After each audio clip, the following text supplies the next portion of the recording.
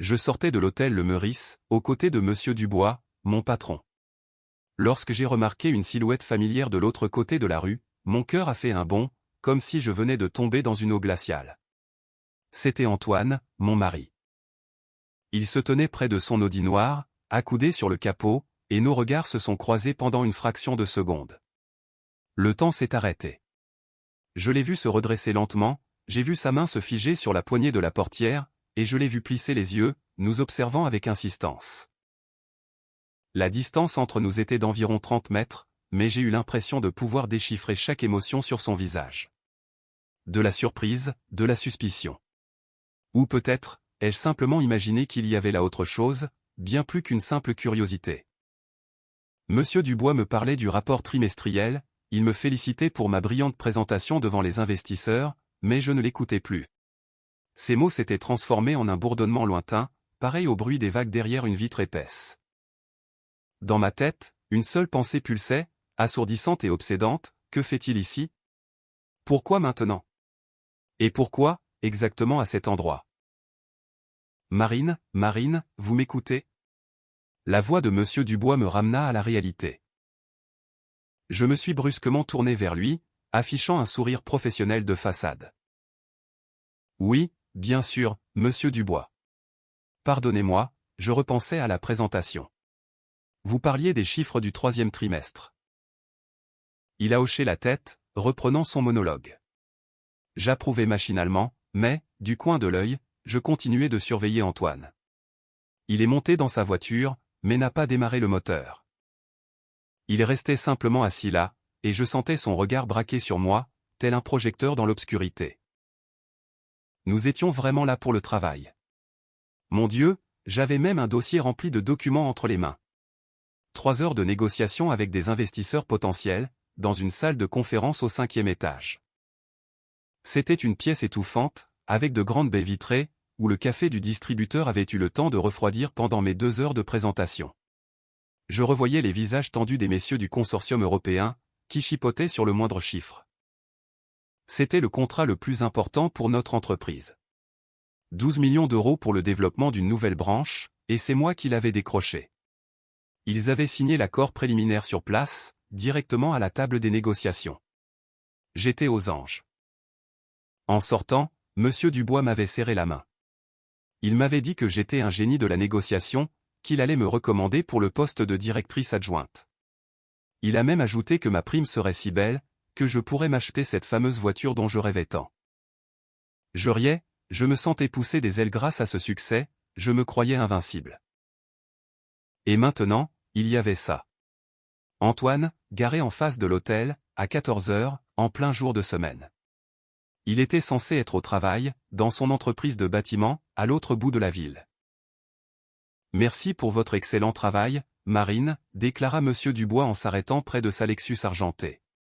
Je récupérerai les documents demain matin. Reposez-vous bien, vous l'avez amplement mérité, et réfléchissez à ma proposition pour le nouveau poste.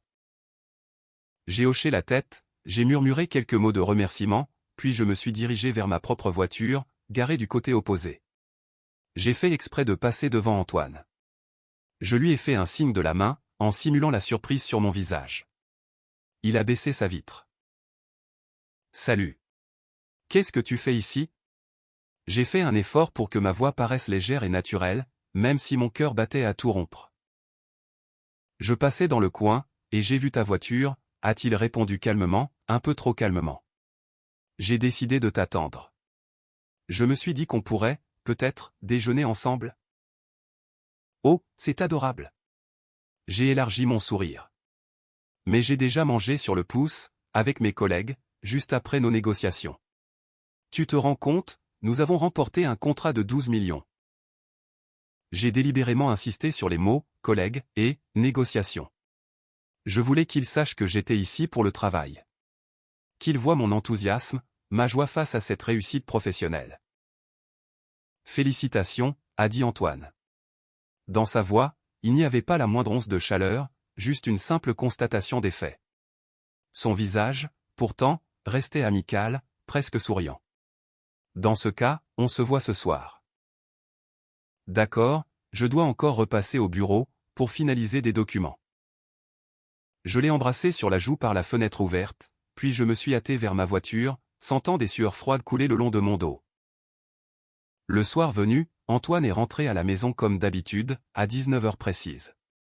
Il a accroché sa veste dans l'entrée, et m'a embrassé sur la joue. Il m'a demandé comment s'était passée ma journée. J'ai répondu de manière évasive, évoquant le bureau, une réunion, et la paperasse interminable qui suit toujours de bonnes négociations.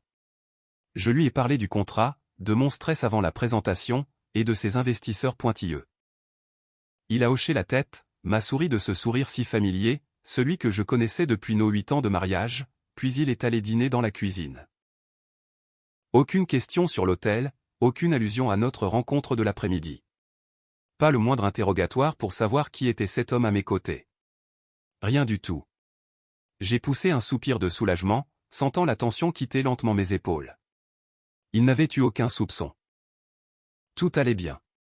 Ce n'était qu'une rencontre fortuite, et il avait cru à mes explications. Mon Dieu, à quel point je me trompais.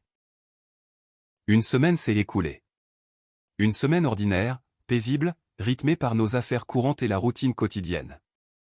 J'allais au travail, et Antoine gérait ses chantiers de construction. Nous dînions ensemble, nous regardions des séries le soir, et nous faisions des projets pour le week-end. Tout était normal, exactement comme si cet épisode devant l'hôtel n'avait jamais existé. Puis, une deuxième semaine a passé, suivie d'une troisième. J'avais presque oublié cet incident. Je mettais mes craintes sur le compte de la paranoïa, et d'un sentiment de culpabilité, pour avoir caché à mon mari un rendez-vous professionnel avec mon patron. Car oui, je l'avais caché. Pour être honnête, ce n'était pas un mensonge délibéré, mais j'avais évité de mentionner que j'avais passé 3 heures, seul, avec Monsieur Dubois dans un hôtel. Cela sonnait trop ambigu. Bien qu'en réalité, il n'y avait absolument rien de répréhensible. Cependant, les choses étranges ont commencé précisément lors de cette troisième semaine. Antoine avait changé. Pas en mal, bien au contraire, il était devenu le mari modèle. Bien plus qu'il ne l'avait jamais été, même au premier mois de notre mariage. Il était attentionné jusqu'aux moindres détails, prévenant jusqu'à l'obsession, affectueux jusqu'à en devenir suspect. Il se levait avant moi pour préparer le petit déjeuner. Pas juste un café avec des tartines, mais un véritable festin, une omelette aux légumes, du jus d'orange fraîchement pressé, et ses toasts à l'avocat qu'il savait que j'adorais. Il m'apportait le tout sur un plateau, directement au lit, m'embrassait sur le front, et me murmurait que j'étais la plus belle femme du monde. Tous les 2 ou 3 jours, il rentrait à la maison avec des fleurs. Pas n'importe lesquelles, mais mes préférées, des roses blanches, achetées chez un fleuriste hors de prix de l'avenue Montaigne. Un jour, il m'a même rapporté un immense bouquet de 101 roses. Juste parce que je t'aime, m'a-t-il dit avec un sourire. Un sourire qui, je ne sais pourquoi, m'a donné la chair de poule. Il s'intéressait à mon emploi du temps avec une minutie qu'il n'avait jamais eue auparavant. Comment s'est passée ta journée, mon amour? Quoi de neuf au travail? Monsieur Dubois est-il satisfait de tes résultats? As-tu eu des réunions aujourd'hui? Les questions fusaient l'une après l'autre, et il écoutait mes réponses avec la plus grande attention, mémorisant chaque détail. Au début, cela me flattait. Je me disais que, peut-être, notre mariage connaissait un second souffle. Que Antoine m'appréciait enfin à ma juste valeur, et qu'il comprenait la chance qu'il avait de m'avoir. Je répondais à ses questions, je partageais mes nouvelles, ravi de son attention. Mais, peu à peu, cette sollicitude a commencé à m'étouffer. Il s'est mis à me questionner sur chaque minute de ma journée.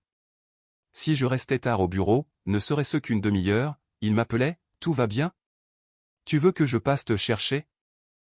Si je lui disais que j'allais boire un verre dans un café avec des amis après le travail, il se trouvait, par hasard, dans les parages, j'avais une course à faire dans le quartier, je me suis dit que j'allais passer vous dire bonjour. Il me massait les épaules le soir, sans rien demander en retour. Il m'a réservé des soins dans un spa luxueux, et m'a payé un abonnement dans ce club de sport que je voulais tester depuis longtemps.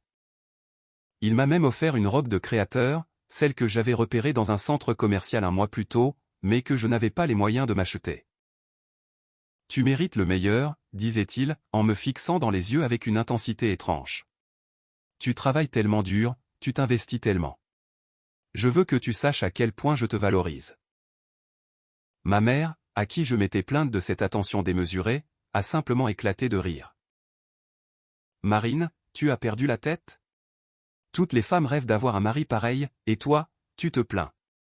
Réjouis-toi d'avoir un homme aussi attentionné. J'essayais de m'en réjouir. J'essayais de me convaincre que tout cela était normal, et que je n'étais simplement pas habitué à un tel traitement, après 8 ans de mariage. Mais quelque chose clochait. Quelque chose dans ses yeux, dans son sourire, dans la façon dont il me regardait, lorsqu'il pensait que je ne le voyais pas. Il y avait là une froideur glaçante, un calcul précis, une sorte de triomphe silencieux. C'était comme s'il savait une chose que j'ignorais, comme s'il jouait à un jeu dont lui seul connaissait les règles. Je commençais à redouter cette bienveillance, bien plus que je n'aurais craint des disputes ou des accusations.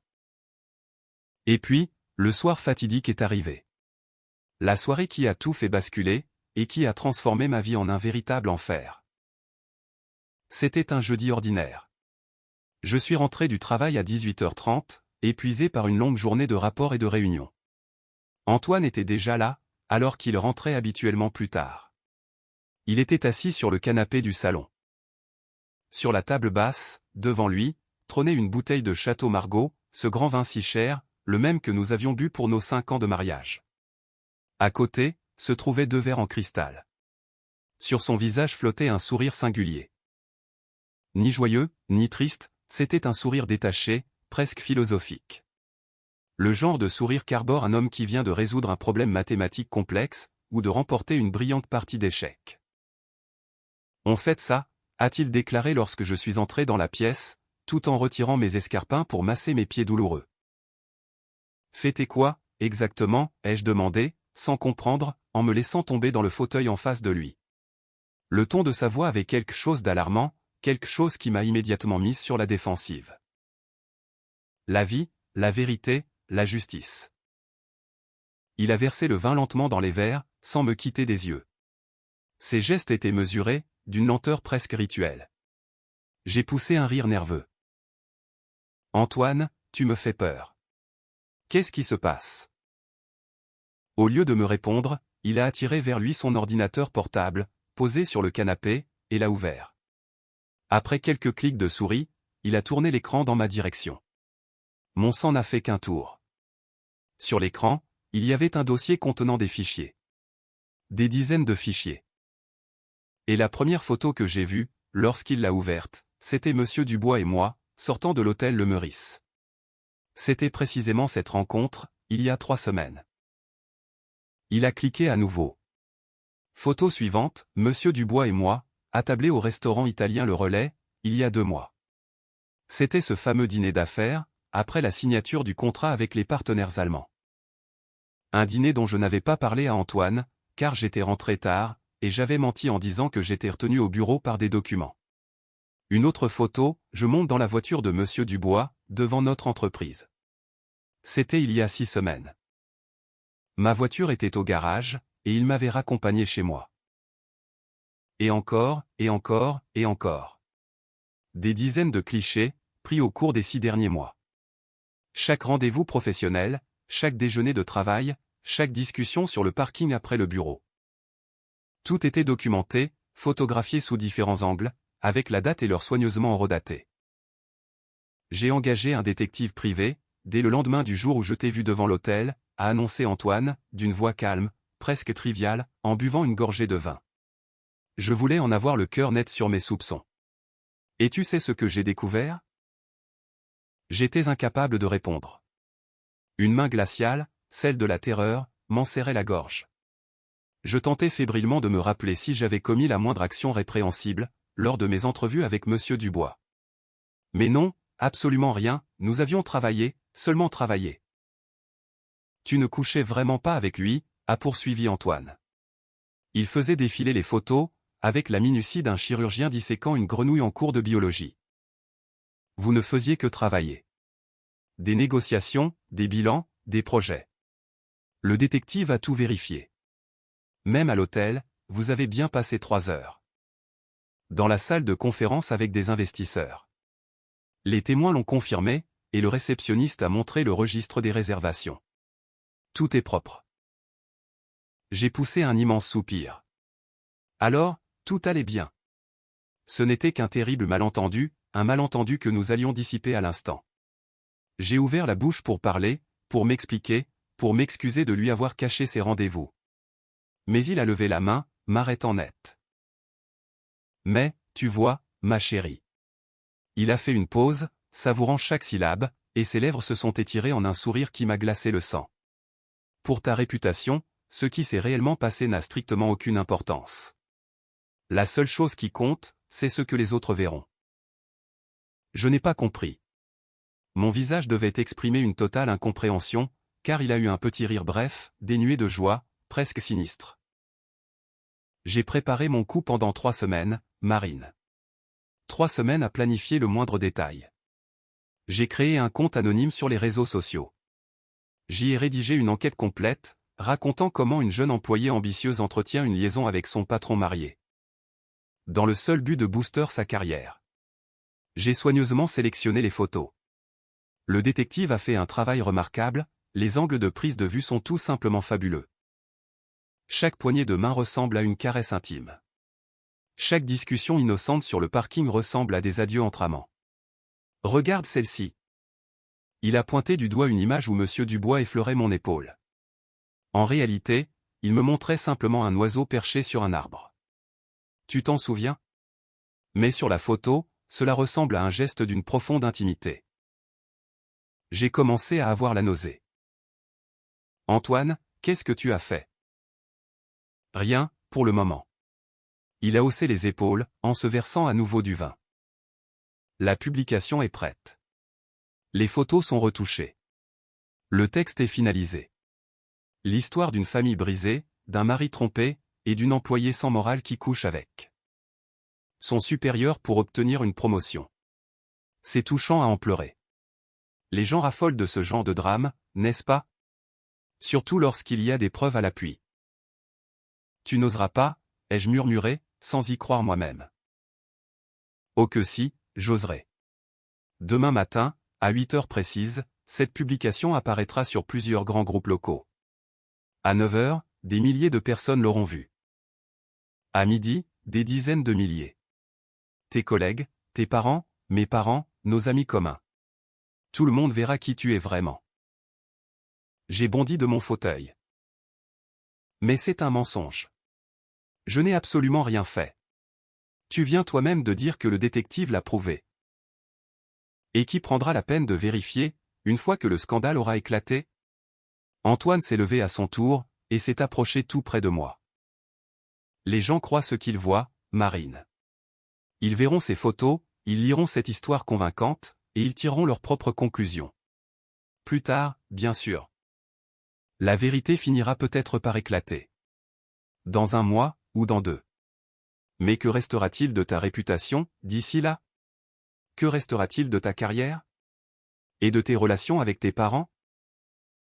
J'ai reculé, j'ai buté contre le fauteuil, et je m'y suis effondré. Pourquoi? Pour quelle raison tu me fais ça? Pour tes mensonges. Sa voix est devenue dure comme de l'acier. Tu m'as menti pendant 6 mois. Tu n'as peut-être pas couché avec lui, mais tu m'as caché tes rendez-vous, tes dîners, tes trajets en voiture. Tu as fait passer ta carrière avant notre mariage. Et tu sais ce qui me fait le plus mal? Je t'aurais même pardonné une vraie infidélité, si tu avais eu le courage de l'avouer. Mais tu as préféré me mentir. Tu m'as regardé droit dans les yeux, et tu as menti. Je n'ai pas menti. J'ai juste omis de te raconter tous les détails. Je savais pertinemment à quel point mon excuse paraissait pathétique. Un mensonge par omission reste un mensonge. Il est retourné vers le canapé, et a refermé son ordinateur.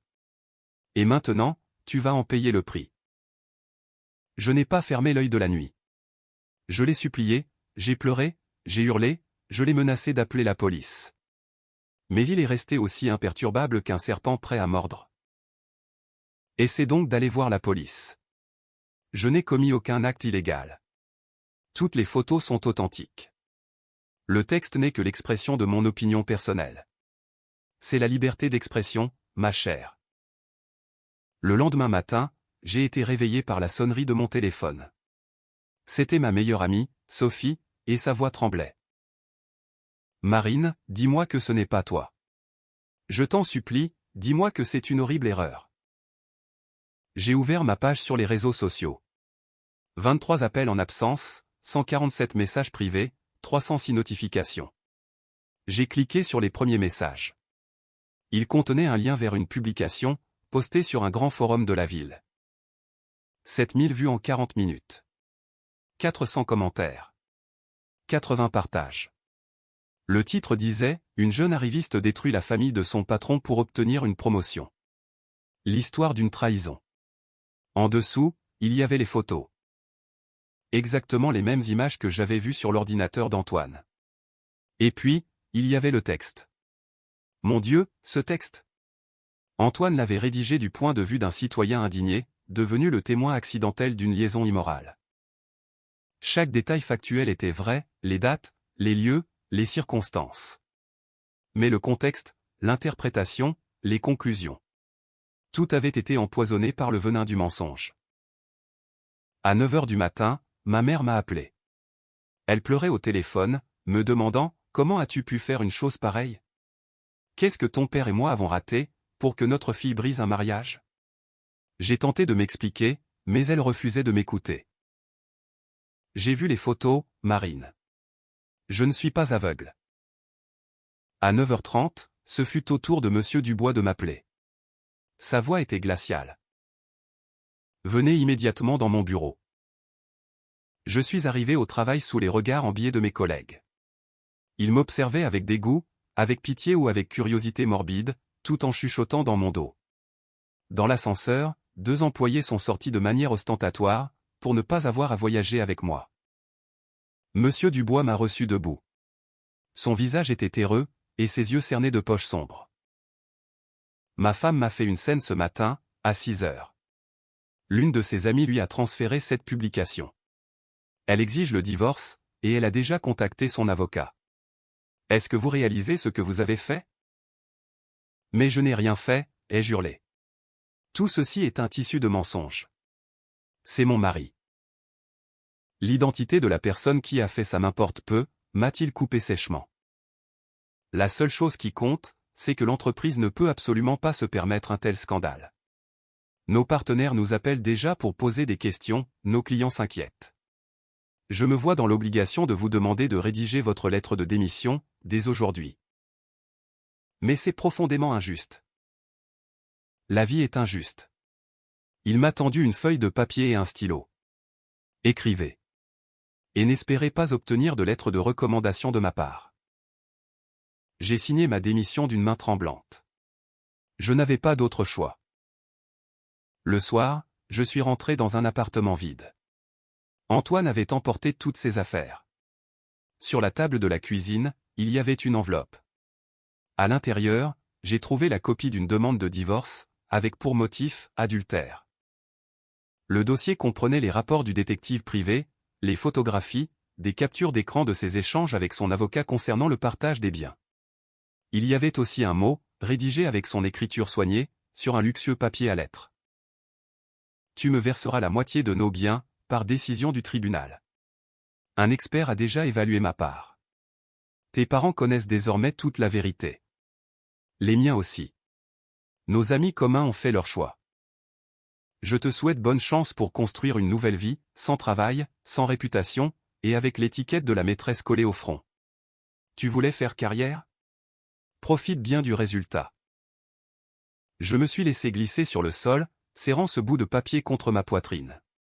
Mon téléphone n'arrêtait pas de vibrer, inondé de messages accusateurs, jubilatoires, remplis de haine. Et c'est à cet instant que j'ai compris une chose terrible.